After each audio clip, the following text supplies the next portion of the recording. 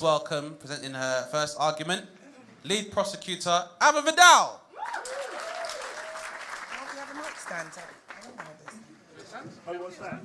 Good evening, everybody. I was introduced as a political commentator. I don't know how that happened. I'm actually a comedian. I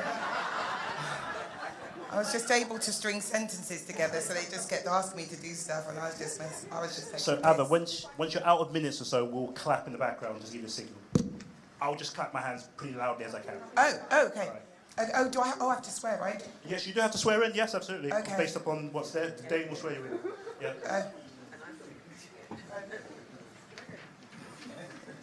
It's on her thing there, yeah. Okay. Ava Vidal, with the power entrusted me as a judge, do you swear to tell the truth, the whole truth, the black truth, and nothing but the truth without fear of favour, so help you? Cool. Well, then the floor is yours to present your argument. Thank you. Good evening, ladies and gentlemen and MBs. Hello, everyone. Assalamu alaikum, Muslims, and hello, infidels.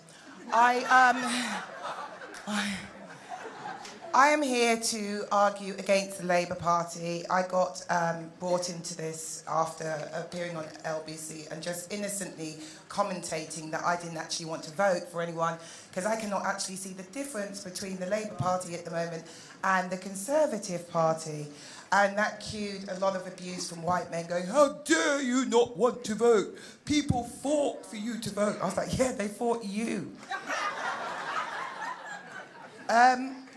I think the problem I have at the moment, I was a Labour supporter. I was a Labour supporter under Jeremy Corbyn. I used to do stand-up for Labour. I think the problem that people have is you cannot talk about the Labour Party as being one continuous movement.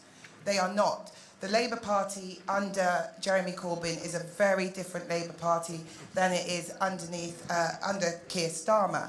The Labour Party have for years been able, and I don't like the idea that you know, they try to say that we're sort of a monolith and we're brainwashed. We don't know what we're doing as black people. We just decide that we're going to vote Labour because we've always been told to vote Labour. That is not true at all. I actually confess, I did actually go to boarding school. I went to public school, so I actually really on paper should be a Tory. Do you know what I mean? Like, you know, the Tory public school to Tory pipeline is right there, and unfortunately I didn't take it. I went the left wing way, which proved to be a mistake because there is no money in that.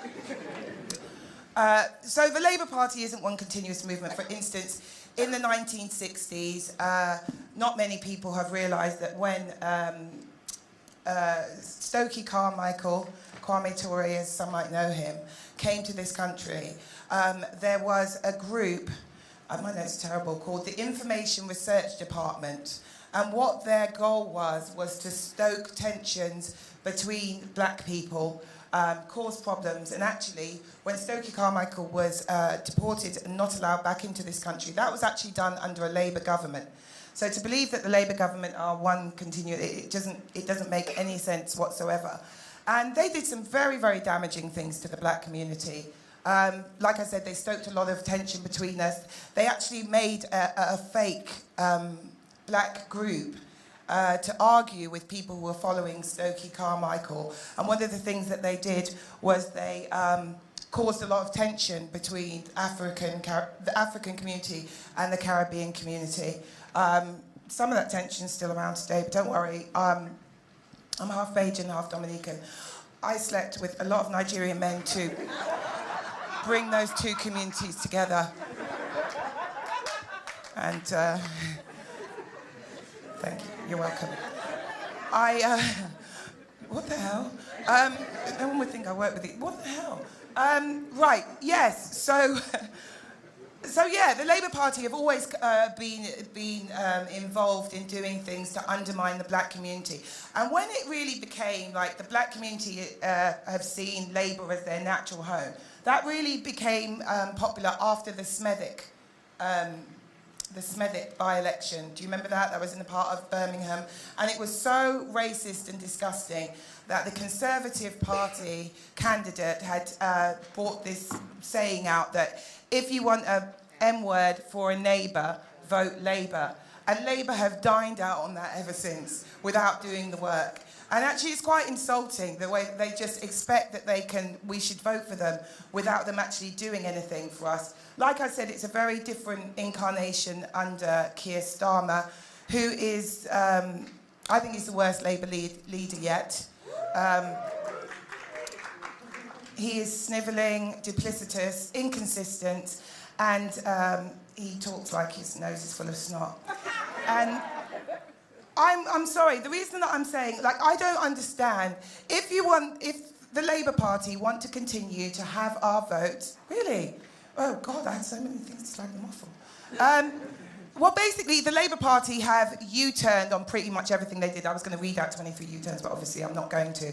But I will just tell you, there was a shadow cabinet member today called Peter Kyle, who has said, they're not even dog whistling anymore with their racism, they're just coming out with it. He said, is it right that people who are in areas where there is a real acute challenge with housing know that housing does go to people who are born and raised in certain communities? And we know what that's like. The Labour Party have not allowed black people to progress through their ranks. If you actually, the Tories are actually taking the pee, because you look at their whole front bench and it is full of black and brown people. So younger people who are growing up looking at politics and want to progress will probably think, why wouldn't I go to the Tory party rather than the Labour Party? I mean, the Labour Party don't have anybody black in their shadow cabinet apart from that man whose neck looks like one of those round